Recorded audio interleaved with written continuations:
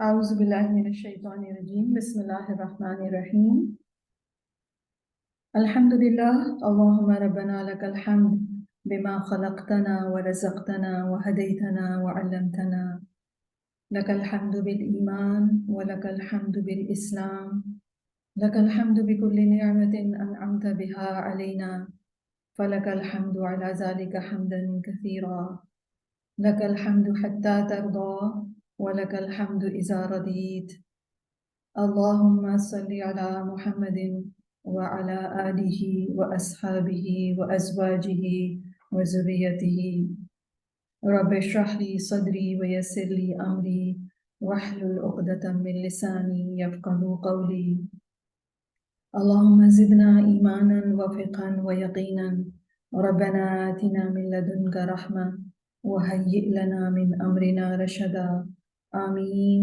يا رب العالمين. السلام علیکم ورحمۃ اللہ وبرکاتہ. کمپیشن اور نیگلیکٹڈ سننا میں آپ سب کو مرحباً و اہلاً.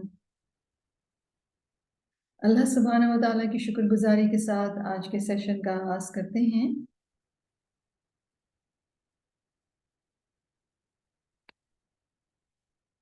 ہمارا رب سبحانہ و تعالیٰ اس کی عظیم الشان صفت ہے رحمت، اور اللہ سبحانہ و تعالیٰ نے اپنی اس صفت رحمت کے بارے میں بتایا ہے کہ وہ بہت ہی وسیع ہے اور سارے جہان میں اللہ تعالیٰ کی رحمت کے آثار ہیں. رب سبحانہ و تعالیٰ کے دو بہت خوبصورت نام الرحمن اور الرحیم دونوں ہی دراصل اللہ سبحانہ و تعالیٰ کے بے پایہ رحیم ہونے کا پتہ دیتی ہیں. تو رحمت رب سبحانہ و تعالیٰ کی عظیم الشان صفت ہے، اور اس بات پر رب سبحانہ و تعالیٰ کے لیے حمد ہے کہ اس کی رحمت عظیم ہے، کہ اس کی رحمت وسیع ہے اور اس کی رحمت پرفیکٹ ہے. اور اللہ سبحانہ و تعالیٰ نے اپنے بندوں کے ساتھ رحمت اور شفقت کا ہی معاملہ فرمایا ہے. اور اللہ سبحانہ و تعالیٰ کی رحمت کا سب سے بڑا اظہار قرآن مجید کا نزول ہے، اور رسول اللہ صلی اللہ علیہ وسلم کو مبعوث فرمانا تمام جہانوں کے لیے رحمت بنا کر. اللہ تعالیٰ خود اپنے بارے میں فرماتے ہیں کہ وہ الرحمن ہیں، وہ الرحیم ہیں، اور نبی کریم صلی اللہ علیہ وسلم کی کوالٹیز کا ذکر بھی فرمایا گیا کہ وہ بندوں کے ساتھ، مومنین کے ساتھ رؤوف اور رحیم ہیں. تو اللہ سبحانہ و تعالیٰ کی رحمت کا سب سے بڑا اظہار یہ ہوا کہ انسانوں کے لیے ہدایت کا انتظام فرمایا. پے در پہ رسول تھرو آؤٹ ہیومینٹی میں آتے رہے، اور آخری رسول کو رحمت للعالمین بنا کر بھیجا گیا. اور رسول اللہ صلی اللہ علیہ وسلم نے ہم سب کو سکھایا کہ رحمت کیا ہوتی ہے، رحمت، مہربانی، کمپیشنیٹ ہونا کیسا ہوتا ہے. کیونکہ اللہ سبحانہ و تعالیٰ نے ہم سب انسانوں کے اندر یہ کائنڈنس اور یہ کمپیشن ہماری فطرت میں رکھی ہے. کسی میں کم ہے اور کسی میں زیادہ، لیکن یہ وہ میڈیسن ہے جو مجھے اور آپ کو، ہر انسان کو ہیل کرتی ہے. اس لیے اس کو سیکھنا، اس کو پریویل کرنا، اپنے اندر اور اپنے آپ کے ساتھ کمپیشنیٹ ہونا، لوگوں کے ساتھ کمپیشنیٹ ہونا، یہ بہت ضروری ہے. تو یہ مائنڈ سیٹ کلٹیویٹ کرنا اور اس کے علاوہ وہ اسکل سیٹ ڈیولپ کرنا جو کمپیشنیٹ ہونے کے لیے ضروری ہے. اور وہ اسکل سیٹ کیا ہے؟ وہ ادب، آداب، وہ رکھ رکھاؤ، وہ طور طریقے جو ہیومن انٹریکشنز میں رسول اللہ صلی اللہ علیہ وسلم نے ہمیں سکھائے ہیں. اور ایک ایسی دنیا میں جہاں پہ آپ کو جنک فوڈ بہت زیادہ ملتا ہو، وہاں ہیلدی لائف سٹائل بنانے کی کوشش کرنا ایک اپ ہل ٹاسک ہے. بالکل اسی طرح سے جس دنیا میں آج میں اور آپ رہتے ہیں، انفارچونیٹلی وہاں پر سیلفشنس اور خود غرضی اور بے رحمی پریویل کرتی ہے. تو یہاں پر نرمی کرنا، مہربانی کرنا، رحمت کرنا، کائنڈ ہونا، اس کے لیے اسٹرگل کرنی پڑے گی، اور اس کے لیے رسول اللہ صلی اللہ علیہ وسلم کے طریقے کو فالو کرنا ہوگا. تو پھر میرے اور آپ کے لیے بہت آسان ہو جائے گا. اور سیلفشنس کے بارے میں سائیکالوجسٹ بتاتے ہیں کہ یہ ایک سکنس ہے، اور سیلفشنس کی میڈیسن ہے کمپیشن، رائٹ. تو با ادب ہونا کمپیشنیٹ ہونا ہے، با ادب ہونا ریلیشن شپس کو ڈیولپ کرنے والا ہونا ہے. اور یہی ادب رسول اللہ صلی اللہ علیہ وسلم نے ہمیں سکھائی ہے. اور ہماری یہ کلاس کمپیشن اور نیگلیکٹڈ سننا بیسیکلی رسول اللہ صلی اللہ علیہ وسلم کی اسی سنت رحمت کو آئیڈینٹیفائی کرنے، اس کو سیکھنے، اور اس کو پھر اس کے اوپر عمل کرنے کے لیے ہم نے ڈیزائن کی ہے، اور اس میں ہم امام بخاری کی کتاب صحیح بخاری کا چیپٹر کتاب الادب پڑھ رہے ہیں، اور ان چھوٹے چھوٹے واقعات کے ذریعے سے جو ہم امام بخاری کی اس کتاب میں پڑھ رہے ہیں، ہم ان کے ذریعے سے وہ اخلاق، وہ رویے، وہ کردار، وہ ادب آداب سیکھ رہے ہیں جو اس ہمارے جذبہ رحم کو پریکٹس کرنے اور اس کو مینیفیسٹ کرنے کا ذریعہ ہوگی۔ نبی کریم صلی اللہ علیہ وسلم جو تمام جہانوں کے لیے رحمت ہیں، انہوں نے نہ صرف ہمیں الفاظ کے ذریعے سے بلکہ اپنے اخلاق اور کردار کے ذریعے سے، اپنے ادب آداب کے ذریعے سے سکھایا ہے کہ ٹرولی کمپیشنیٹ ہونا یا ٹرولی کائنڈ ہونا کیسا ہوتا ہے۔ تو انہی رویوں اور اخلاق اور ادب آداب کو جاننے کے لیے ہم یہاں پر جمع ہوئے ہیں، تاکہ ہم اپنے اندر کے جذبہ رحم کو پریویل کریں اور اپنے ساتھ بھی کمپیشنیٹ ہوں اور دوسرے انسانوں کے ساتھ بھی کمپیشنیٹ ہوں، رسول اللہ صلی اللہ علیہ وسلم کی سنت کو فالو کرتے ہوئے اور اس سنت کو رینیول کرتے ہوئے۔ اللہ تعالیٰ ہم سے ہمارے اس آبجیکٹو کو، اس پرپس کو قبول فرمائیں اور ہمیں اس بات کی توفیق عطا فرمائیں کہ ہم ان تمام ادب آداب کو اپنی زندگی میں اپلائی کر سکیں، اور جو کانسیپٹس اور جو پرنسپلز رسول اللہ صلی اللہ علیہ وسلم کی ان احادیث سے ہم سیکھ رہے ہیں، ہم ان کو اپنی زندگی میں فاؤنڈیشنل پرنسپلز کے طور پر فالو کر سکیں۔ آمین۔ تو کتاب الادب الحمدللہ ہم پڑھتے پڑھتے آ گئے ہیں باب الحیا کے اوپر، یعنی اب حیا کے اوپر بات کی جا رہی ہے، اور حیا جو ہے وہ بہت امپورٹنٹ اور بہت ہی مطلوب کوالٹی ہے انسانوں کے حوالے سے۔ تو آج انشاءاللہ تعالی ہم باب الحیا سے شروع کریں گے، اور حیا جو ہے وہ انسان کے اوپر طاری ہونے والی ایک کیفیت ہے جو اس کو ایسی چیز کے خوف سے لاحق ہوتی ہے کہ اگر کسی انسان کی نسبت اس کی طرف ہو جائے تو اس انسان کے لیے عیب کی بات ہو اور اس کی مذمت کی جائے، یعنی انسان کو شائع فیل کرے وہ کہ لوگ مجھے برا سمجھیں گے، رائٹ۔ اور حیا کے حوالے سے بہت ساری نبی کریم صلی اللہ علیہ وسلم کی احادیث ہمیں ملتی ہیں۔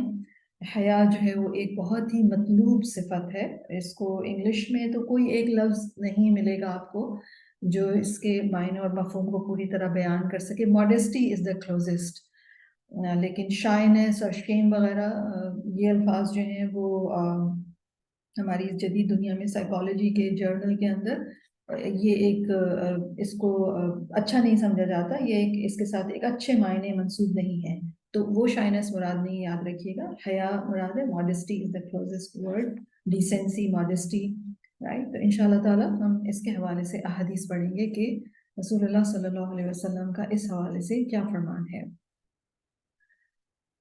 تو سب سے پہلی حدیث 6117، حدثنا آدم حدثنا شعبة عن قتادة عن أبي السواري العدوي قال سمعت عمران بن حسین قال۔ امام بخاری اپنے ٹیچر آدم سے رپورٹ کرتے ہیں، وہ شعبہ سے، وہ قتادہ سے، وہ ابی السوار سے، اور وہ ابی السوار کہتے ہیں کہ میں نے عمران بن حسین سے سنا ہے، یا ان سے وہ روایت کرتے ہیں۔ تو عمران بن حسین از بیسیکلی صحابی رسول۔ قال، وہ کہتے ہیں، عمران بن حسین کہتے ہیں، قال نبی صلی اللہ علیہ وسلم، نبی کریم صلی اللہ علیہ وسلم نے فرمایا، الحیاء لا یأتی الا بخیر، حیا سے ہمیشہ بھلائی ہی پیدا ہوتی ہے۔ فقال بشیر بن کعب، تو بشیر ابن کعب نے کہا، مکتوب فی الحکمت، حکمت کی کتابوں میں لکھا ہوا ہے کیا کہ ان من الحیاء وقارا، کہ حیا سے وقار یا گریس پیدا ہوتی ہے، وَإِنَّ مِنَ الْحَيَاءِ سَكِينَةً، اور حیا سے سکینت بھی پیدا ہوتی ہے، سکون قلب آتا ہے۔ یعنی عمران بن حسین نے نبی کریم صلی اللہ علیہ وسلم کا ایک فرمان ریگارڈنگ حیا بیان کیا، تو بشیر ابن کعب نے جو انہوں نے کسی کتاب میں، حکمت کی کتاب میں پڑھا تھا حیا کے بارے میں، انہوں نے وہ ڈسکرائب کرنا شروع کر دیا۔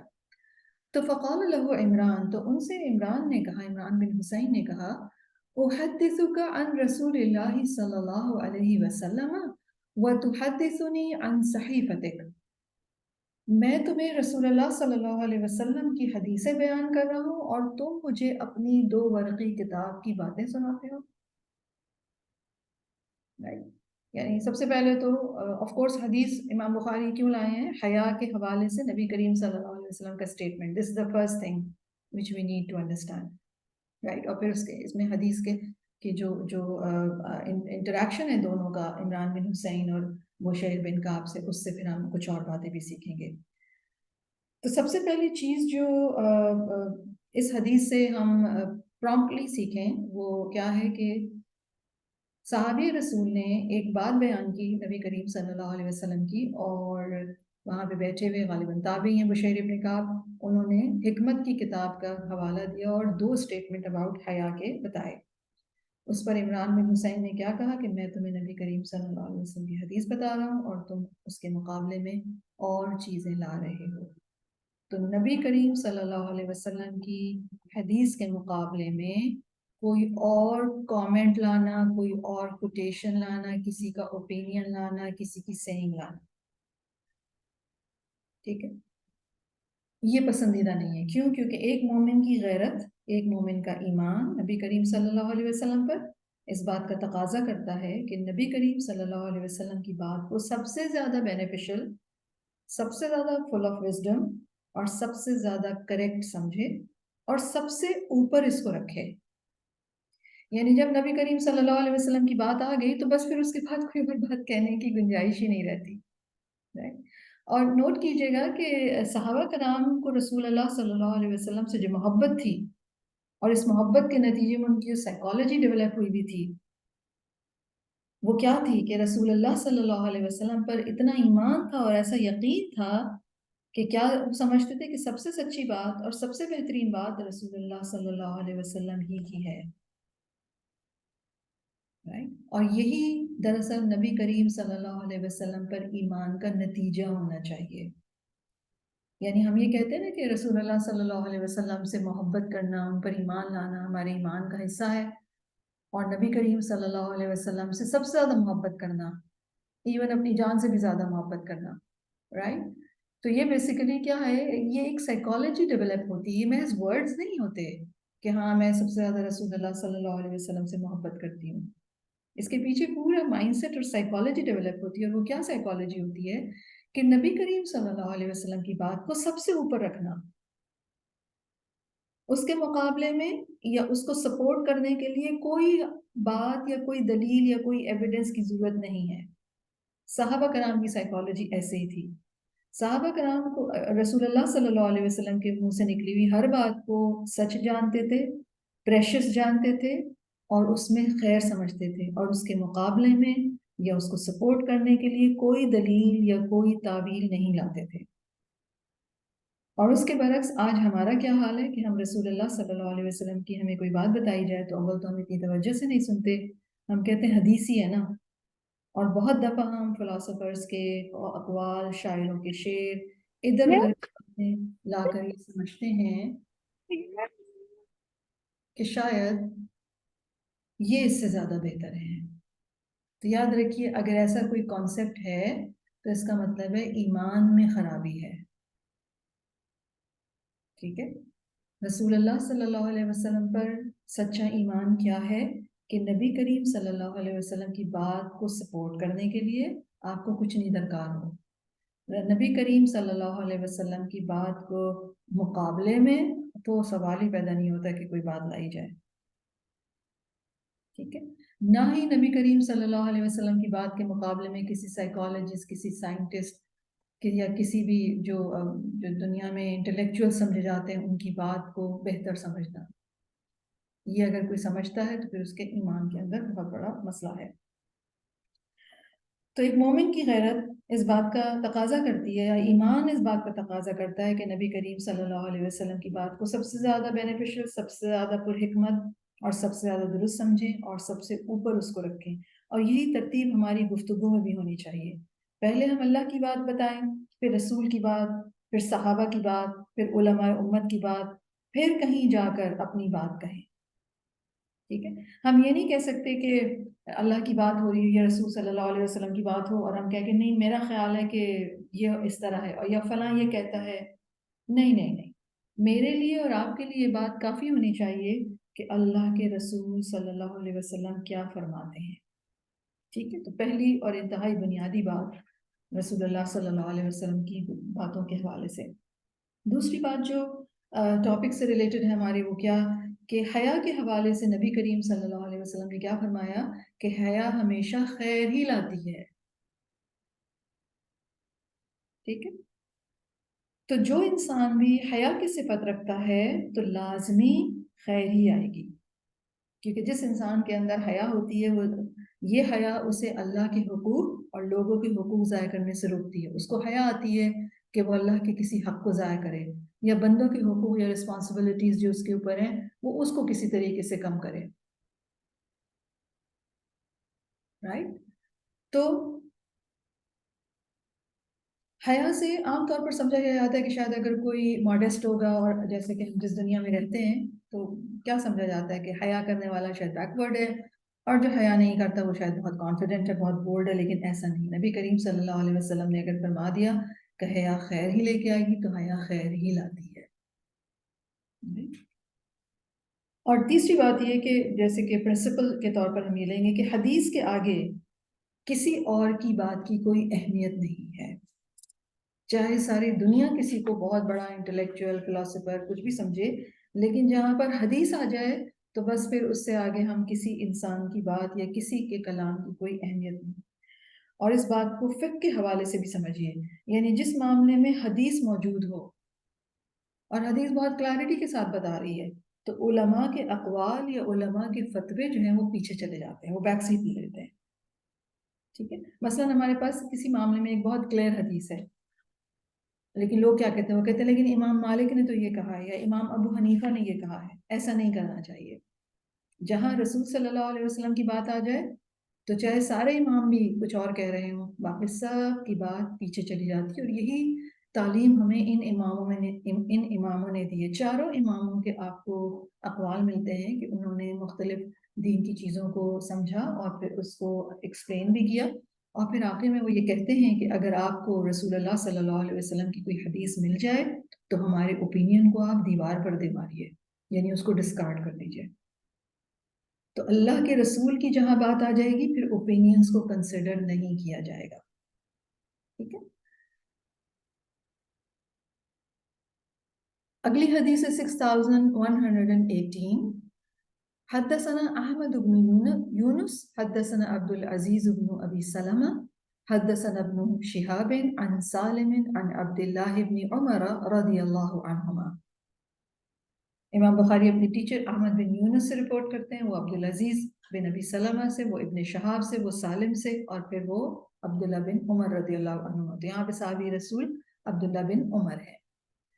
عبداللہ بن عمر کہتے ہیں کہ مر النبی صلی اللہ علیہ وسلم علی رجل، نبی کریم صلی اللہ علیہ وسلم ایک شخص کے پاس سے گزرے، اور وہ شخص کیا کر رہا تھا، وَهُوَ يُعَاتِبُ أَخَاهُ فِي الْحَيَاءِ، اور وہ اپنے بھائی پر ماڈیسٹی کی وجہ سے کہ بھائی حیا کرتا تھا اس کی وجہ سے وہ اس پر ناراض ہو رہا تھا، وہ اس پہ غصہ کر رہا تھا کہ تم حیا کیوں کرتے ہو اتنی۔ یقول، اور وہ کہہ رہا تھا، انک لتستحیی، کہ تم حیا کرتے ہو، حتی کأنہ یقول قد اضر بک، یہاں تک کہ اس نے یہ بھی کہہ دیا کہ حیا تمہیں نقصان پہنچائے گی، اتنا بھی ماڈیسٹ یا اتنا بھی شائع نہیں ہونا چاہیے، دیکھنا تمہیں نقصان پہنچے گا۔ فقال رسول اللہ صلی اللہ علیہ وسلم، نبی کریم صلی اللہ علیہ وسلم نے جب ان دونوں کی بات سنی تو فرمایا دعہو، فرمایا اسے چھوڑ دو۔ جو بھائی ڈانٹ رہا تھا اس کو کہا کہ اس کو چھوڑ دو جس کو تم ڈانٹ رہے ہو، کیوں؟ فإن الحیاء من الایمان، کیونکہ حیا ایمان کا حصہ ہے، رائٹ؟ اور یہ حدیث جو ہے ہمیں مسند احمد میں بھی ملتی ہے۔ رسول اللہ صلی اللہ علیہ وسلم نے فرمایا حیا ایمان کا حصہ ہے اور ایمان کا تعلق جنت سے ہے۔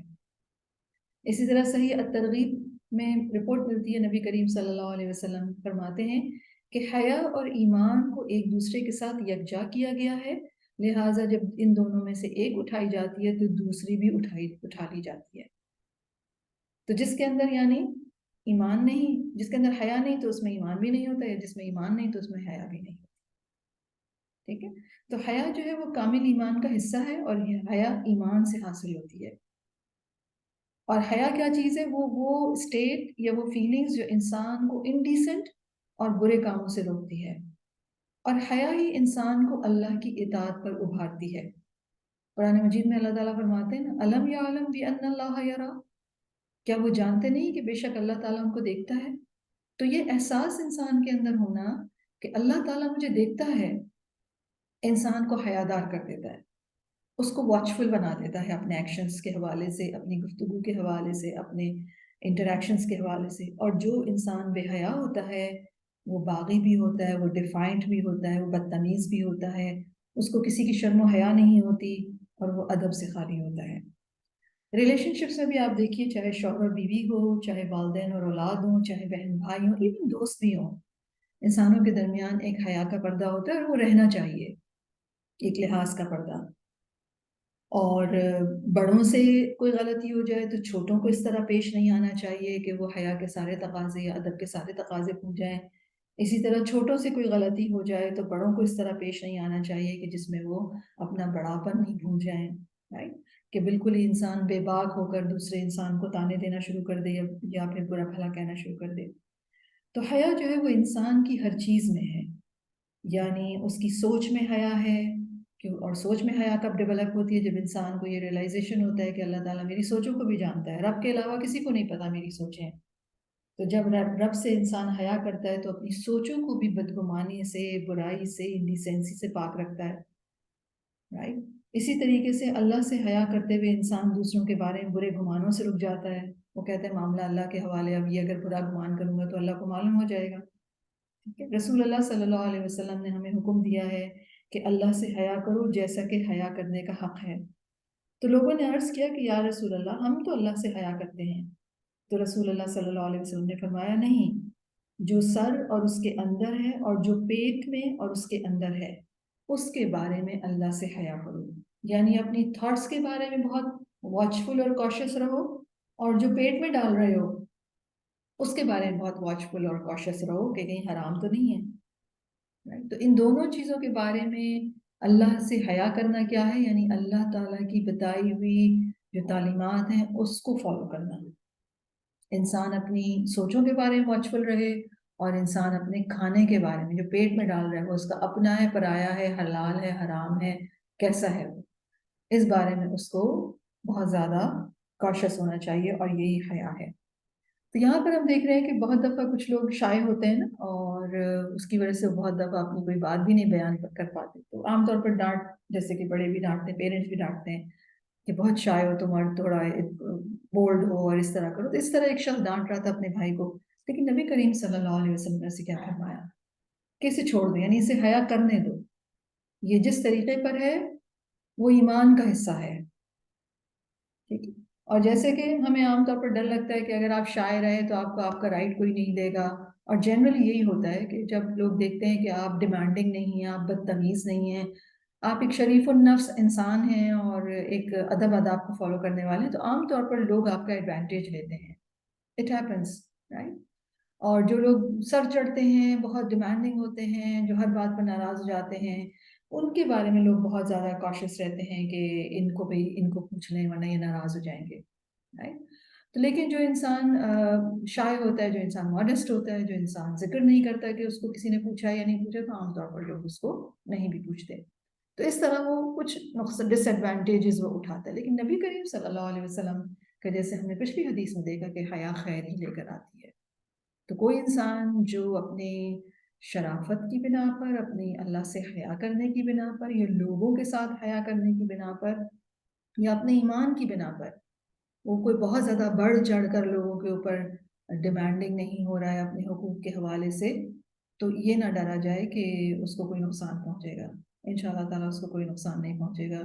کیوں؟ کیونکہ وہ ایمان میں ہے، ایمان کا حصہ ہے، اس کے اندر ایمان ہے، اور حیا جو ہے وہ ہر صورت میں خیر ہی لے کر آتی ہے۔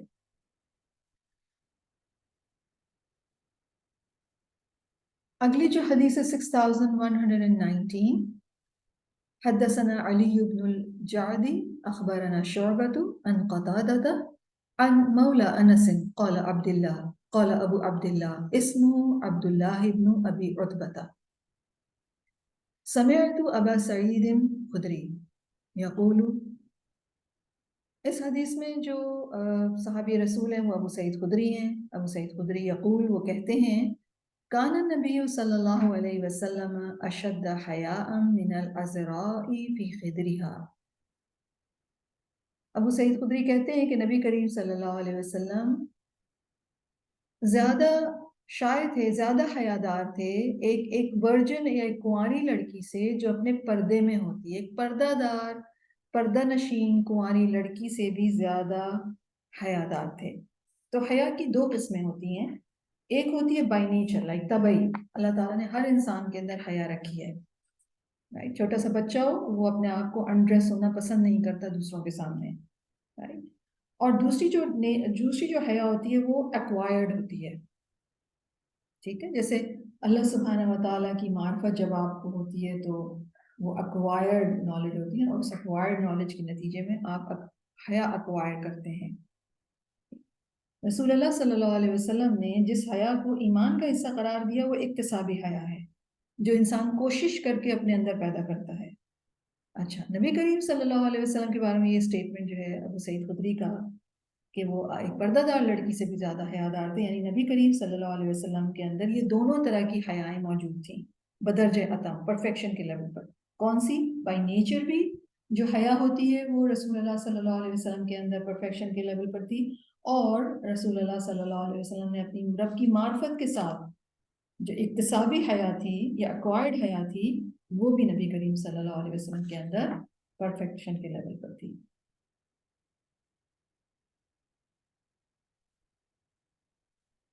تو اس سے ہمیں معلوم یہ ہو رہا ہے کہ حیا جو تھی وہ نبی کریم صلی اللہ علیہ وسلم کی صفت بھی تھی. اور آگے انشاءاللہ ہم دیکھیں گے کہ ایک حدیث ہم اور پڑھ لیں، پھر انشاءاللہ تعالیٰ ہم حیا کے حوالے سے بات کریں گے کہ حیا اللہ تعالیٰ کی بھی صفت ہے، اور حیا انبیاء کی بھی صفت ہے، اور صحابہ کرام کی بھی، فرشتوں کی بھی صفت ہے. 6119 ہم نے حدیث پڑھ لی ہے. اگلا جو ٹاپک ہے وہ بھی حیا سے ہی ریلیٹڈ ہے. باب اذا لم تستحی فاصنع ما شئت. یعنی اگر آپ کے اندر حیا نہیں رہی تو پھر آپ جو چاہیں کریں. کیا مطلب؟ یعنی جو انسان حیا نہ کرے، کسی کا لحاظ نہ کرے، تو پھر اس سے کسی خیر کی توقع نہیں کی جا سکتی. پھر جو اس کے دل میں آتا ہے وہ کر لیتا ہے. ٹھیک ہے، یعنی حیاداری کی صفت وہ صفت ہے جس سے آپ کچھ چیزیں کرنے سے رک جاتے ہیں، وہ چیزیں جو کہ آپ کو سوٹ نہیں کرتی ہیں، آپ کے لیے زیبا نہیں بحیثیت انسان یا بحیثیت مومن. رائٹ. اور حدیث ہے حدثنا احمد بن یونس حدثنا زہیر حدثنا منصور عن ربعی بن حراش حدثنا ابو مسعود قال قال النبی صلی اللہ علیہ وسلم. امام بخاری رپورٹ کر رہے ہیں اپنے ٹیچر احمد بن یونس سے، اور اس میں صحابی رسول ہیں ابو مسعود رضی اللہ عنہ کہتے ہیں کہ نبی کریم صلی اللہ علیہ وسلم نے فرمایا، ان مما ادرک الناس من کلام النبوۃ الاولی اذا لم تستحی فاصنع ما شئت. نبی کریم صلی اللہ علیہ وسلم فرما رہے ہیں کہ پریویس جو انبیاء تھے ان کے کلام میں پتہ چلتا ہے، ان کے کلام سے معلوم ہوتا ہے، یا ان کا کلام جو لوگوں تک پہنچا اس میں کیا بات ہے، اس میں ایک یہ بات بھی شامل ہے کہ جب شرم ہی نہ رہی پھر جو دل چاہے وہ کرو. ٹھیک ہے، تو اس سے اندازہ یہ ہو رہا ہے کہ حیاداری ایسی صفت ہے جس پر پچھلی شریعتیں بھی تھیں اور کسی شریعت میں یہ منسوخ نہیں ہوئی، اور ہماری شریعت میں بھی باقی رہی. یعنی اگلے پچھلے تمام لوگ حیا کے اچھی صفت ہونے پر متفق ہیں، اس میں کوئی بھی ڈس اگریمنٹ نہیں پایا جاتا ہے، یہ مطلب ہے. ٹھیک ہے، تو حیا جو ہے جیسے کہ میں نے آپ سے عرض کیا ایک بہت ہی ہائی کوالٹی ہے، اور یہ اللہ سبحانہ و تعالیٰ کا بھی ایٹریبیوٹ ہے. نبی کریم صلی اللہ علیہ وسلم فرماتے ہیں ان ربکم حییٌ، یعنی ہا یا حییٌ کریم، تمہارا رب بہت بحیا ہے، بہت معزز ہے. اللہ تعالیٰ کو اس بات سے حیا آتی ہے کہ اس کا بندہ اس کے سامنے دونوں ہاتھ پھیلائے اور وہ اس کو خالی لوٹا دے. رائٹ. تو اللہ تعالیٰ کے آگے جب کوئی بندہ ہاتھ اٹھا کر دعا کرتا ہے تو اللہ سبحانہ و تعالیٰ کو اس بات سے حیا آتی ہے کہ ان ہاتھوں کو خالی لوٹایا جائے. تو اس کا مطلب ہے دعا کی قبولیت کے لیے کیا کرنا چاہیے؟ ہاتھ اٹھا کر دعا کرنی چاہیے، رائٹ؟ اسی طرح حیا جو ہے وہ انبیاء کی بھی صفت ہے۔ موسیٰ علیہ السلام کے بارے میں آتا ہے کہ ان موسیٰ کان رجلا حیا ستیرا، موسیٰ علیہ السلام بہت ہی شرم والے اور بدن ڈھانپنے والے تھے۔ تو جب انسان شرم کرتا ہے تو وہ اپنے بدن کو ڈھانپتا ہے، رائٹ؟ اور ان کی حیا کی وجہ سے ان کے بدن کا کوئی بھی حصہ دیکھا نہیں جا سکتا تھا۔ اور غالباً میں نے مصبحات والی کلاس میں ہم نے سورہ پڑھی تھی کہ ان کی موسیٰ علیہ السلام کی قوم نے ان کو اذیت دی تھی، اور وہ کیا کہتے تھے؟ اس بنا پر ان کو اذیت دی تھی کہ وہ بہت ہی زیادہ اپنے آپ کو کور کر کے رکھتے تھے، ان کے بدن کا کوئی حصہ کسی نے نہیں دیکھا تھا۔ تو لوگوں نے کیا مشہور کر دیا تھا کہ نعوذ باللہ ان کی بدن میں کوئی عیب ہے، ٹھیک ہے؟ تو موسیٰ علیہ السلام ان موسیٰ کان رجلا حییا ستیرا، بدن ڈھانپنے والے تھے وہ۔ نبی کریم صلی اللہ علیہ وسلم کی صفت بھی یہی تھی، جیسے کہ ابھی ہم اس حدیث میں پڑھ رہے ہیں کہ کان نبی صلی اللہ علیہ وسلم اشد حیا۔ ایک اور مقام پر آتا ہے کان نبی صلی اللہ علیہ وسلم شدید الحیا، بہت زیادہ باحیا تھے۔ فرشتوں کی بھی صفت آتی ہے۔ نبی کریم صلی اللہ علیہ وسلم نے سیدنا عثمان رضی اللہ عنہ سے حیا کرتے ہوئے فرمایا تھا کہ الا استحی من رجل تستحی منہ الملائکہ، کیا میں ایسے شخص سے حیا نہ کروں جس سے فرشتے بھی حیا کرتے ہیں؟ تو صحابہ کرام کی صفت بھی یہی ہے۔ رسول اللہ صلی اللہ علیہ وسلم نے سیدنا عثمان رضی اللہ عنہ کے بارے میں یہ فرمایا کہ حیا ایمان کا حصہ ہے، اور میری امت میں سب سے زیادہ حیادار عثمان رضی اللہ عنہ ہیں۔ ایک اور روایت میں پتہ چلتا ہے کہ سچی حیا والے عثمان رضی اللہ عنہ۔ حسن بصری نے ایک مرتبہ سیدنا عثمان رضی اللہ عنہ کی شدت حیا کا ذکر کرتے ہوئے فرمایا کہ اگر وہ گھر کے اندر بھی ہوتے تو جب تک دروازہ اندر سے بند نہ کر لیتے اپنے جسم پر پانی بہانے کے لیے کپڑے نہ اتارتے، اور شرم و حیا ہی انہیں کمر سیدھی کرنے سے مانے ہوتی۔ یعنی اگر آپ لوگوں کے ساتھ ہو تو بہت سارے لوگوں کو اب، اور آپ دیکھیں کہ یہ ہماری تربیت کا حصہ، یعنی جو اچھی تربیت ہوتی تھی اس کا حصہ رہا ہے یہ کہ آپ اگر بڑوں کے سامنے بیٹھیں یا اگر آپ کسی سوشل گیدرنگ میں ہیں تو آپ اس میں بہت زیادہ لیٹ نہیں سکتے، کمر نہیں سیدھی کر سکتے کہ ٹانگیں پھیلا لیں یا کمر بالکل سیدھی کر لیں، یا گویا آپ لیٹ ہی گئے ہوں۔ بہت سارے لوگ ہوتے ہیں نا وہ صوفے پہ اس طرح بیٹھتے ہیں گویا لیٹے ہوئے ہوں۔ تو یہ بھی کیا، یہ حیا کے اگینسٹ ہے یہ بات۔ حیا داری کیا ہے؟ مہذب ہونا کیا ہے کہ آپ اپنی ٹانگیں سمیٹ کر اور آپ پراپرلی اسٹریٹ بیک کے ساتھ بیٹھے۔ تو سیدنا عمر کی جو شرم و حیا تھی وہ انہیں کمر سیدھی کرنے سے مانے ہوتی، اور کپڑے نہ اتارتے تھے وہ اس وقت تک کہ، یعنی شاور لینے کے لیے بھی، جب تک کہ وہ دروازے وغیرہ اندر سے بند نہ کر لیتے تھے۔ اور موسیٰ علیہ السلام کے حوالے سے بھی نبی کریم صلی اللہ علیہ وسلم کا یہ فرمان کہ وہ حیین ستیرن تھے، وہ اپنے بدن کو ڈھانپنے والے تھے۔ تو بدن کو ڈھانپنا بھی جو ہے وہ حیا کی ایکسپریشن ہے، یا حیا کا تعلق جو ہے وہ ہمارے بدن کے ڈھانپنے سے ہے۔ لیکن کیا ہوا کہ اور یہ ایکولی سب کے لیے ایکولی امپورٹنٹ ہے، مردوں کے لیے بھی اور خواتین کے لیے بھی، لڑکیوں کے لیے بھی اور لڑکوں کے لیے بھی۔ لیکن مسلمان عورت کو معلوم نہیں کیا ہوا، مسلمان عورت کو کول بننے یا ماڈرن بننے یا اللہ جانے کیا سکھانے کے لیے اس کے کپڑوں کے حوالے سے اس کو کیا کر دیا گیا کہ ٹراؤزرز کی لینتھ کو کم کر دیں تاکہ جب آپ ٹراؤزر پہنیں تو آپ کا اینکل سے اوپر کا بھی حصہ نظر آئے، اسی طریقے سے سلیوز بھی چھوٹی ہو جائے، یعنی بدن جو ہے وہ ریویل ہو۔ تو یاد رکھیے اگر کسی بھی مسلمان عورت کے ٹراؤزرز اگر اس کے اینکل سے اوپر ہیں تو اس کا مطلب ہے وہ اپنے لباس کے ذریعے سے حیا کے تقاضے پورے نہیں کر رہی، یا اس کا لباس اس کی حیا کے تقاضے پورے نہیں کر رہا، یا لباس اگر ایسا ہے جو سی تھرو ہے یا پھر اتنا فٹڈ ہے کہ جس سے باڈی کے کانٹورز نظر آ رہے ہیں، تو پھر اس کا مطلب ہے کہ لباس جو ہے وہ ساتر نہیں ہے، ستیرن نہیں ہے۔ سیدنا موسیٰ علیہ السلام کی تو صفت ستیر، اور نبی کریم صلی اللہ علیہ وسلم پردہ نشین کماری لڑکیوں سے زیادہ حیادار۔ تو حیاداری اسلام کی ایک ڈسٹنگوشڈ سائن ہے۔ نبی کریم صلی اللہ علیہ وسلم فرماتے ہیں ہر دین کی ایک امتیازی علامت ہے، اور اسلام کی امتیازی علامت حیا ہے۔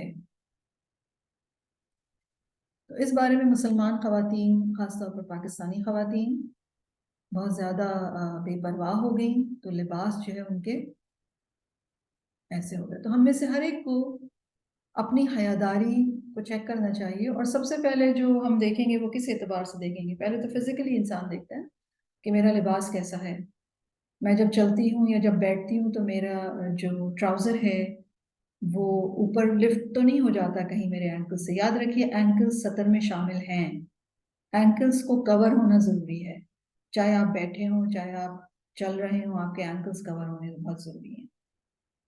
اور ہم دیکھتے ہیں کہ بہت دفعہ نماز ہی پڑھتے ہوئے قرآن مجید کی کلاسز میں عام طور پر اس طرح کے آپ کو نظر آتا ہے کہ اس بارے میں حیاداری کا خیال نہیں رکھا گیا۔ تو یاد رکھیے یہ سیدھی سیدھی بات ہے کہ انسان کی کا ایمان جو ہے اس کے اندر کوئی مسئلہ ہے، کیونکہ اگر ایمان ہوتا تو حیا ہوتی، انسان اس بات کی یا آپ اس بات کی بہت کیئر کرتی، بہت اہتمام کرتی کہ آپ کے جسم کا کوئی حصہ نظر نہ آئے۔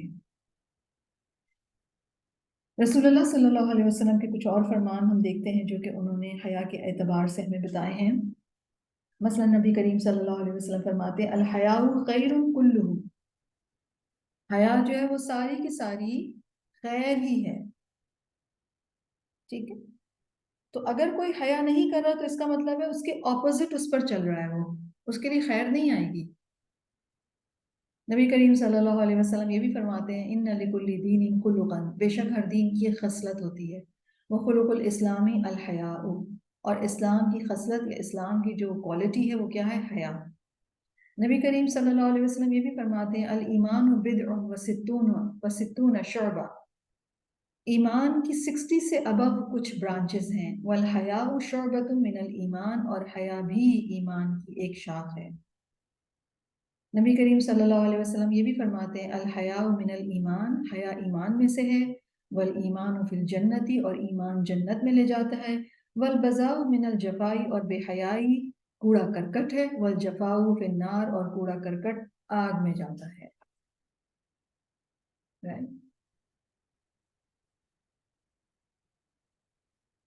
رسول اللہ صلی اللہ علیہ وسلم فرماتے ہیں، اور یہ سیدنا انس رپورٹ کرتے ہیں کہ ما کان الفحش فی شیء الا شانہ، جس چیز میں بھی بے حیائی ہوتی ہے وہ اسے عیبدار بنا دیتی ہے، وما کان الحیاء فی شیء الا زانہ، اور حیا جس چیز میں بھی ہو اسے زینت عطا کرتی ہے۔ تو اگر ہمارا لباس بے حیا ہے، اگر ہمارا لباس حیا کے تقاضے پورے نہیں کرے تو اس کا مطلب ہے وہ خوبصورت نہیں ہے، رائٹ؟ اور اگر ہمارا لباس پورا کورڈ ہے، ہمارے جسم کے تمام حصوں کو ڈھانپ رہا ہے، تو اس کا مطلب ہے ہمارا لباس بیوٹیفل زینت عطا ہو گئی ہے اس کو ایک۔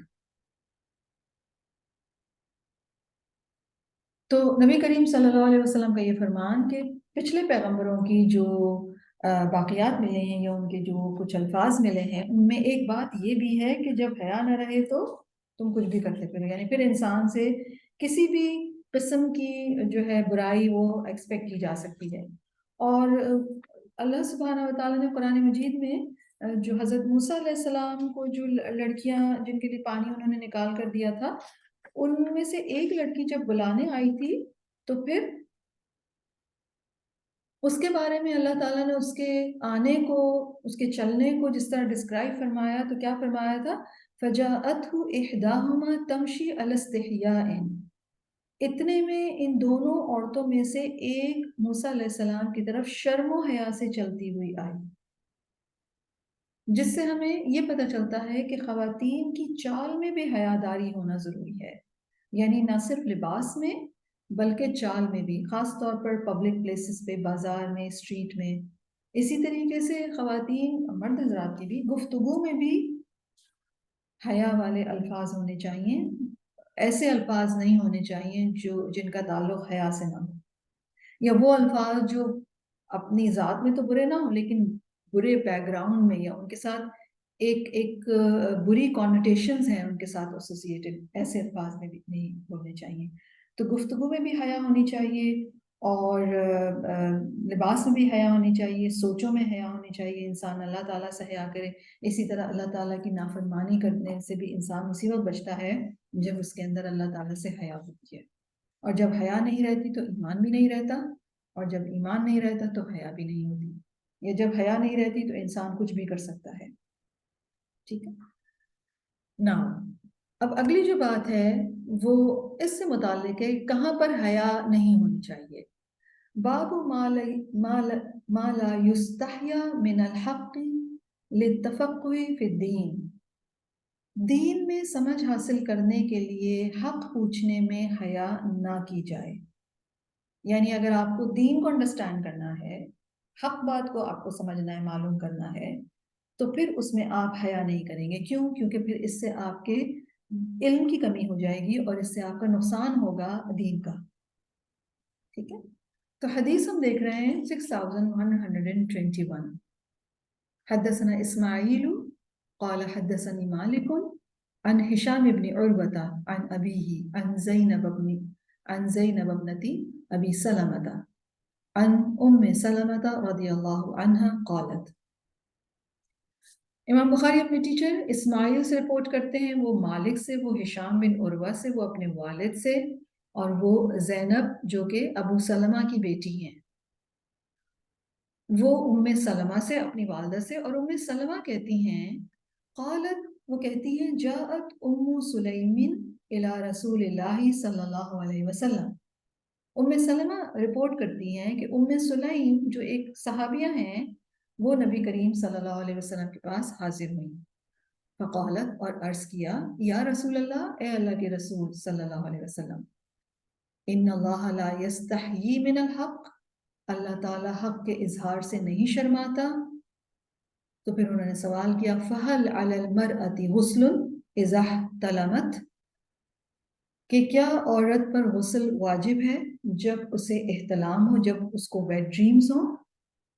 اب سوال جو تھا وہ شرم و حیا سے اس کا تعلق تھا، لیکن چونکہ معاملہ واضح کرنا تھا کہ غسل واجب ہے یا نہیں، تو سلیم نے پہلے تمہید باندھی اور پھر سوال کیا. فقال، نبی کریم صلی اللہ علیہ وسلم نے فرمایا نعم، ہاں غسل واجب ہے. اذا رأت الماء، جب وہ پانی دیکھے، یعنی جب وہ ویٹنس دیکھے تو پھر اس کے اوپر غسل واجب ہے. اور اس میں ہم دیکھ رہے ہیں کہ سلیم کی تہذیب اور سلیم کی حیاداری کیا تھی کہ پہلے انہوں نے چونکہ معاملہ جو تھا وہ انتہائی پرائیویٹ میٹر سے تھا، شرم و حیا سے اس کا تعلق تھا، اس لیے انہوں نے پہلے ایک تمہید باندھی کہ اللہ تعالیٰ تو حیا نہیں کرتا حق بات کا اظہار کرنے میں. اور پھر انہوں نے سوال کیا. وہ اس لیے کیا کیونکہ آف کورس رسول اللہ صلی اللہ علیہ وسلم تشریف رکھتے ہیں، ان کے ارد گرد بھی لوگ ہیں. وہ اس لیے انہوں نے یہ بات کی تاکہ آس پاس اگر کوئی یہ سوال سنے تو اس سوال کو مائنڈ نہ کرے. مجاہد کہتے ہیں لا يتعلم العلم مستحيا ولا مستكبرا، حیا کرنے والا اور تکبر کرنے والا علم حاصل نہیں کرتا. یہی وجہ ہے کہ یہ کہا گیا کہ العلم یضیع بین الحیا والکبر، علم جو ہے وہ حیا اور تکبر کے بیچ میں ضائع ہو جاتا ہے. یعنی اگر آپ if you feel too shy to ask even، اور بات واضح نہ ہو، آپ کہیں کہ نہیں مجھے تو بہت شرم آ رہی ہے، میں تو پوچھ ہی نہیں سکتی، تو کیا ہوگا؟ ضائع ہو جائے گا علم. آپ کو علم کی بات معلوم ہی نہیں کر پائیں گی اور پاسبلٹی ہے کہ دین کا نقصان ہو جائے. یا انسان انا میں رہے کہ نہیں میں یہ سوال نہیں پوچھ رہی، کہیں ایسا نہ ہو بے عزتی نہ ہو جائے، اور اگر میں پوچھوں تو لوگ کہیں گے لو اس کو یہ بھی نہیں پتا، یا ایسا سوال کر لیا اس نے. تو ایسا انسان بھی نہیں سیکھ سکتا. یا پھر تکبر میں یہ بھی آتا ہے کہ کوئی انسان یہ سمجھے کہ مجھے تو ٹیچر سے زیادہ آتا ہے، تو پھر ایسا انسان علم کی روح کو نہیں پا سکتا. بی بی عائشہ رضی اللہ عنہ فرماتی ہیں، اور وہ انصار کی خواتین کی تعریف کرتی ہیں کہ انصار کی عورتیں بہت اچھی ہیں جنہیں دین کی سمجھ بوجھ حاصل کرنے میں شرم مانے نہیں ہوتی. یعنی وہ دین کو پوری کلیرٹی کے ساتھ سمجھنا اور عمل کرنا چاہتی ہیں، اور اس معاملے میں انہیں پھر حیا جو ہے وہ حائل نہیں ہوتی، رکاوٹ نہیں بنتی. تو اس معاملے میں حیا نہیں ہوگی. سیکنڈ حدیث ہے حدثنا آدم حدثنا شعبۃ حدثنا محارب ابن دثار قال سمعت ابن عمر یقول. امام بخاری اپنے ٹیچر آدم سے رپورٹ کرتے ہیں اور وہ شعبہ سے، شعبہ محارب سے. محارب کہتے ہیں کہ میں نے ابن عمر کو سنا. ابن عمر کہتے ہیں تھے قال النبی صلی اللہ علیہ وسلم، نبی کریم صلی اللہ علیہ وسلم نے فرمایا مثل المؤمن کمثل شجرۃ خضراء لا يسقط ورقها वला यतहात्तु। नबी करीम सल्लल्लाहु अलैहि वसल्लम ने क्या फरमाया कि मोमिन की मिसाल उस सरसब्ज दरख्त की तरह है जिसके पत्ते न गिरते हैं न झड़ते हैं। फ़क़ाल अलक़ौम, तो लोग सहाबा कराम ने कहा, ये शजरतु कज़ा, ये शजरतु कज़ा, किसी ने कहा ये फलां दरख्त है, ये फलां दरख्त है।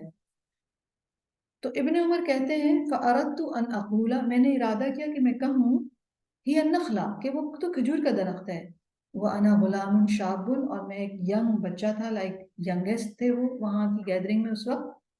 फस्तहयैतु, तो मुझे शर्म महसूस हुई, जवाब नहीं दिया उन्होंने। फ़क़ाल, तो नबी करीम सल्लल्लाहु अलैहि वसल्लम ने फरमाया, किसी ने भी दुरुस्त जवाब नहीं दिया, तो नबी करीम सल्लल्लाहु अलैहि वसल्लम ने फरमाया हिय नखला, कि वो खजूर का दरख्त है। राइट। तो इससे क्या पता चल रहा है इस हदीस से कि अगर दुरुस्त जवाब आता हो तो शाय नहीं होना चाहिए, बता देना चाहिए। और एक और रिपोर्ट में हमें इसकी थोड़ी और तफसील मिलती है, जैसे कि आगे इमाम बुखारी ने मेंशन की है कि वान शुअबा हदसना खुबैब इब्न अब्दुर्रहमान अन हफ्स इब्न आसिम अन इब्न उमर मिसलहु व ज़ादा। इस चेन से भी यही हदीस रिपोर्ट हुई, सिर्फ कुछ अल्फाज एक्स्ट्रा हैं, और वो क्या हैं? फहदस्तु बिही उमर, कि सैयदना उमर, इब्ने उमर ने से जब मैंने इस बात का तस्करा किया हज़रत उमर से, यानी हज़रत इब्ने उमर ने अपने वालिद से जब बाहर निकल के इस बात का तस्करा किया, फ़क़ाला, तो हज़रत उमर रज़ियल्लाहु अन्हु ने उनके शाय फील करने से क्या के बारे में क्या फरमाया, लौ कुन्त क़ुल्तहा लकाना अहब्ब इलैया मिन कज़ा व कज़ा, कि अगर तुम जवाब दे देते तो मुझे ये फला फला माल मिलने से भी ज़्यादा बेहतर फील होता। यानी हज़रत उमर को इस बात पर अफसोस हुआ कि बेटे ने शर्म के मारे जवाब न दिया। ऑफ कोर्स वालिदैन हमेशा ये चाहते हैं कि उनके बच्चे आगे बढ़ें, तो पीछे ना रहें। तो ऐसी हया अच्छी नहीं जो इंसान की नेक नामी में रुकावट बने। ठीक है। तो इस हदीस के अंदर कई और बातें भी हमें मिलती हैं।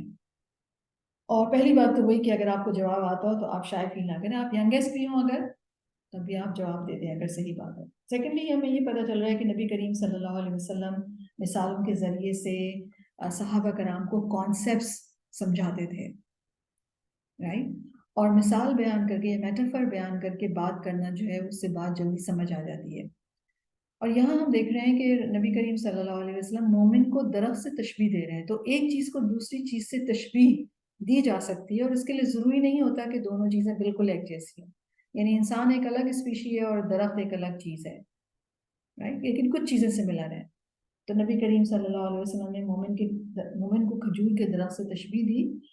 और याद रखिए, खजूर का दरख्त का फल बहुत बेनिफिशियल होता है, उसका हर हिस्से से कोई ना कोई फायदा पहुंच रहा होता है, उसका फल भी बहुत मीठा होता है।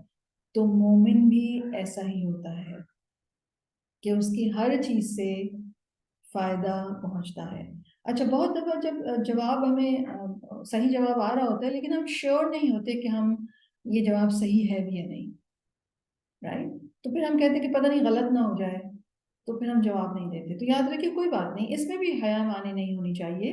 अगर गलत भी हुआ तो क्या हुआ, आपकी जो टीचर जिनसे आप पढ़ रहे हैं वो ठीक कर देंगे। ठीक है ना। तो इस हवाले से भी माने नहीं होनी चाहिए हया। सेकेंडली हम ये भी देख रहे हैं, एक और पॉइंट जो है वो हम इसमें समझ रहे हैं कि हजरत इब्ने उमर ने, क्योंकि वो बहुत बड़ों बड़ों के साथ बैठे हुए थे, तो बड़ों की इज्जत करने का भी बयान में मिलता है। इस मजलिस में सैयदना अबू बकर, सैयदना उमर और दूसरे सहाबा कराम थे जो हजरत अब्दुल्ला बिन उमर से मकाम और मर्तबे और उम्र में बड़े थे। ठीक है। लेकिन इसके साथ एक और बात जो हमें मालूम हो रही है वो ये कि इल्म अल्लाह का फजल और अतिया होता है। हर एक को वो इक्वली नहीं मिलता। हर एक की जहानत, कॉम्प्रिहेंशन एक जैसी नहीं होती। हर एक को क्लैरिटी ऐसी नहीं होती। राइट। बहुत दफा उम्र में कम इंसान को बात ज्यादा बेहतर समझ में आ सकती है या जल्दी समझ में आ सकती है किसी भी बड़े से। ठीक है। तो जब किसी को अल्लाह सुब्हानहू व तआला किसी इंसान को ये फजल अता करें कि उसको दूसरों की निस्बत चीज़ें ज़्यादा क्लियर होती हैं या दूसरों की निस्बत चीज़ें ज़्यादा जल्दी समझ में आती हैं, तो फिर उस इंसान को दूसरों के साथ शेयर ज़रूर करना चाहिए अपनी अंडरस्टैंडिंग को। ठीक है। और इसमें कोई हर्ज नहीं है, किसी बड़े की कोई बेइज्जती नहीं है इसमें। क्योंकि बहुत दफ़ा کچھ ایسے کلوز مائنڈڈ لوگ ہوتے ہیں، بڑے یا والدین یا ٹیچرز بھی ہوتے ہیں، کہ وہ اپنے اسٹوڈنٹس کو یا بچوں کو یا کم عمر لوگوں کو وہ موقع ہی نہیں دیتے، بات ہی نہیں کرنے دیتے، ان کی بات کو ہی گول مول کر دیتے ہیں. یہ نہیں کرنا چاہیے. اللہ سبحانہ و تعالیٰ نے ہر ایک کو فضل سے نوازا ہے، اور وہ کوئی چھوٹا بھی ہو سکتا ہے، وہ بڑا بھی ہو سکتا ہے، وہ مرتبے میں بھی کم ہو سکتا ہے آپ سے. یعنی ہو سکتا ہے بہت دفعہ یہ بھی پاسبلٹی ہے کہ آپ ایک بہت ہی پڑھے لکھے لوگوں کی مجلس میں بیٹھے ہوں اور وہاں پہ کوئی کم پڑھا لکھا بھی اور وہ زیادہ بہتر بات سمجھ کر سکتا ہے. یہ بھی پاسبلٹی موجود ہے. یعنی اس کا تعلق عمر سے یا آپ کے پاس کتنا علم ہے اس سے نہیں ہوتا. یہ تو اللہ کا فضل ہے. اللہ نے اپنا فضل کس کو دیا ہے یہ وہی جانتا ہے. ٹھیک ہے. اسی طرح خیر کے کاموں میں انسان کی اگر تعریف ہوتی ہے، مثلا اگر حضرت ابن عمر جواب دے دیتے تو ان کی تعریف ہوتی آف کورس، اور اس بات پر حضرت عمر کو خوشی ہوتی. ٹھیک ہے. تو یہ خوش ہونا غلط نہیں. یعنی اگر آپ نے کوئی درست جواب دیا ہے، آپ کسی کلاس میں ہیں، آپ کہیں پر ہیں، آپ نے بہت اچھی بات کی ہے، آپ نے درست جواب دیا یا آپ نے کوئی اچھا کام کیا ہے، مثلا کلاس میں آپ ریگولرلی آئے ہیں، ٹائم پہ آئے ہیں، اور اس پر آپ کی ٹیچر آپ کی تعریف کرتی ہیں اور اس سے آپ کا دل خوش ہوتا ہے، تو دیٹ از فائن. اس میں کوئی تکبر کی بات نہیں ہے. بس یہ ہے کہ تعریف سے پھسلنا نہیں چاہیے. یہ نہ ہو کہ اگلی دفعہ پھر آپ ہی لیٹ پہنچیں یا آپ ہی ایبسنٹ ہو جائیں. And it happens right. تو سچی تعریف پر دل خوش ہونا برائی نہیں ہے، کیونکہ سیدنا عمر نے کیا کہا کہ مجھے اس بات سے بہت خوشی ہوتی، فلاں فلاں مال ملنے سے زیادہ خوشی ہوتی اگر تم جواب دے دیتے. ٹھیک ہے. تو علم کی اہمیت اتنی زیادہ ہے، دونوں پچھلی حدیث سے بھی اور اس حدیث کو بھی میں اگر کنکلوڈ کروں کہ علم کی اور حق بات سمجھنے کی اہمیت اتنی زیادہ ہے کہ اس کو سیکھنے میں اگر کوئی شائع ہوتا ہے تو اس کو ناپسند کیا گیا ہے. ٹھیک ہے. اور اس معاملے میں اگر کوئی جیسے ام سلیم نے بات اتنی کلیئرٹی کے ساتھ پوچھ لی تو ان کو بلیم نہیں کیا گیا کہ آپ نے ایسی بات پبلکلی کیوں پوچھی. اس کا مطلب ہے اس کے لیے شائنس نہیں ہونی چاہیے. لاسٹ حدیث ہے اسی ٹاپک کے اندر. حدثنا مسدد حدثنا مرحوم سمعت ثابتا انه سمع انس رضی اللہ عنہ یقول. امام بخاری اپنے ٹیچر مسدد سے رپورٹ کرتے ہیں اور اس میں جو صحابی رسول ہیں وہ ہیں سیدنا انس رضی اللہ عنہ. وہ کہتے ہیں جاءت امرأۃ الی النبی صلی اللہ علیہ وسلم. نبی کریم صلی اللہ علیہ وسلم کے پاس ایک خاتون آئی تعرض علیہ نفسها، اور انہوں نے اپنے آپ کو نکاح کے لیے پیش کیا اور کہا فقالت، تو کہا هل لك حاجة فی، کیا آپ کو میری ضرورت ہے؟ تو فقالت ابنته، تو حضرت انس کی بیٹی نے یہ بات سن کر کہا ما اقل حیاءها، اس خاتون کے اندر حیا کتنی کم تھی، کتنی بے حیا عورت تھی. اس طرح سے اتنی اسٹریٹ فارورڈ کہہ دیا. فقالت، تو حضرت انس نے اپنی بیٹی کی یہ بات سن کر کہا ہی خیر منکی، وہ تم سے بہتر تھی. اردت علی رسول اللہ صلی اللہ علیہ وسلم نفسها، اس نے خود کو رسول اللہ صلی اللہ علیہ وسلم سے نکاح کے لیے پیش کیا. یعنی جو خاتون آئی تھیں ان کا یہ جذبہ کہ نبی کریم صلی اللہ علیہ وسلم کے گھر میں وہ جائیں، وہ نبی کریم صلی اللہ علیہ وسلم کا ساتھ پائیں دنیا اور آخرت میں، یہ خیر کا کام ہے. یاد رکھیے گا یہ قابل تعریف ہے کہ اس نیکی اور بھلائی کو حاصل کرنے میں انہوں نے شرم محسوس نہیں کی اور صحابہ کرام کی مجلس میں آ کر یہ پوچھا. تو خیر کی حرص میں یہاں پر جو صحابیہ جن کا مینشن کیا جا رہا ہے انہوں نے حیا نہیں کی. تو اس بات کو ان خاتون کی بے حیائی نہیں کہا جائے گا. رائٹ. کلیئر ہے یہ بات؟ کیوں؟ کیونکہ خیر اور بھلائی چاہیے تھی ان کو، انہوں نے یہ بات کی. تو یہ حیا کا ٹاپک تھا اور ہم سب کے لیے سیکھنے کی بہت ساری باتیں نبی کریم صلی اللہ علیہ وسلم کی احادیث سے. آئی ہوپ کہ ہم سب جو ہیں وہ انشاءاللہ تعالیٰ ان تمام چیزوں سے نبی کریم صلی اللہ علیہ وسلم کی احادیث سے ہم حیا کے بارے میں سیکھیں اور اس کو ہم اپنے عمل میں لے کر آئیں. علم کے حوالے سے بھی جہاں ریکوائرڈ نہیں ہے حیا، ہم اپنے وہاں پہ حیا نہ رکھیں، ضرور بات پوچھ لیں، کلیئر کریں. اسی طرح جو علم ہمیں انڈرسٹینڈ ہم کرتے ہیں اس کو بھی بیان کرنے میں ہم حیا شائع نہ ہوں. کیونکہ بہت دفعہ ہم کہتے ہیں نا اچھی بات ہے آپ بتا دیں تو لوگ کیا کہتے ہیں، کہتے نہیں ہم سے نہیں بتایا جاتا. تو اس میں کوئی حیا نہیں کرنی چاہیے. ایسی حیا پسندیدہ نہیں ہے، لیکن لوگوں کے ساتھ معاملہ کرنے میں، لباس میں، اور اسی طریقے سے اللہ سبحانہ و تعالیٰ کے حوالے سے حیا کرنا، یہ سب حیا پسندیدہ ہے، مطلوب ہے، ڈیمانڈ کیا گیا ہے اس سے، جو مرد خواتین سب میں ہونی بہت ضروری ہے۔ تو آج کی ہم کلاس کو یہیں تک رکھتے ہیں، انشاءاللہ تعالیٰ نیکسٹ ویک ہم ایک اور ایسپیکٹ پڑھیں گے کمپیشن کے حوالے سے، اور وہ بہت ہی امپورٹنٹ اور بہت ہی بیوٹیفل کانسیپٹ ہے، اور یہ حیا کا کانسیپٹ بھی بہت بیوٹیفل ہے۔ تو اس پورے ویک انشاءاللہ تعالیٰ ان حدیث کی روشنی میں ہم دیکھیں گے اپنے لباس، اپنی گفتگو، اپنی سوچوں کے حوالے سے، اپنی انٹریکشنز کے حوالے سے، کہ کہاں کہاں پر حیا موجود ہے یا نہیں ہے، رائٹ؟ اور سب سے جو ایکوائر جو حیا ہوتی ہے، اس کے سب سے امپورٹنٹ ٹپ کیا ہے کہ انسان اپنے آپ کو اللہ کے سامنے پائے، یا انسان اپنے آپ کو اللہ کے دیکھنے کو محسوس کرے، یا اپنے دل میں اٹھنے والے خیالات یا اپنے ذہن میں اٹھنے والی سوچیں، ان سب کے بارے میں وہ ایک اویکننگ اسٹیٹ میں ہو کہ رب سبحانہ و تعالیٰ یہ سب جانتے ہیں۔ تو لازمی طور پر پھر انسان کی جو گفتگو ہے، اس کی جو انٹریکشنز ہیں، یعنی اللہ تعالیٰ ہمیں دیکھتے ہیں، اس وقت بھی دیکھ رہے ہیں، تو پھر ہماری باڈی لینگویج، ہمارا حال حلیہ، ہمارا طور طریقہ، دوسروں کے ساتھ انٹریکٹ کرتے ہوئے، وہ سب کچھ ہمارا حیادار ہونا ضروری ہے، اور ہمارے لباس بھی حیادار ہونے بہت ضروری ہیں۔ تو اسی ریمائنڈر کے ساتھ اپنے آپ کو اور آپ سب کو دیتے ہوئے ہم اس کلاس کو کنکلوڈ کرتے ہیں۔ اللہ تعالیٰ سے ہم دعا مانگتے ہیں کہ اللہ سبحانہ و تعالیٰ ہمیں حکمت عطا فرمائیے، ہمیں اپنی اچھی معرفت عطا فرمائیے، ہمیں حیا عطا فرمائیے، حیا کی کوالٹی عطا فرمائیے ہمیں، تاکہ ہم اللہ تعالیٰ سے ایسے ڈریں اور ایسے اس کی خشیت رکھیں اور ایسے اس کی عبادت کریں گویا کہ ہم اس کو دیکھتے ہوں، اور ہم اللہ کے علاوہ کسی اور کی طرف ملتفت نہ ہوں۔ اللہم حبب الینا الایمان وزینہ فی قلوبنا وکرہ الینا الکفر والفسوق والعصیان واجعلنا من الراشدین۔ اللہم انی اسألک ایمانا لا یرتد ونعیما لا ينفد ومرافقة محمد صلی اللہ علیہ وسلم فی اعلی جنت الخلد۔ رب اغفر لی ولوالدی، اللہم اغفر لہما وارحمہما وادخلہما فی اعلی جنت الفردوس۔ یا رب العالمین ہمیں بخش دیجئے اور ہمارے والدین کو بخش دیجئے، انک انت الغفور الرحیم، آمین یا رب العالمین۔ سبحانک اللہم وبحمدک، اشہد ان لا الہ الا انت، استغفرک واتوب الیک، آمین۔ السلام علیکم ورحمۃ اللہ وبرکاتہ۔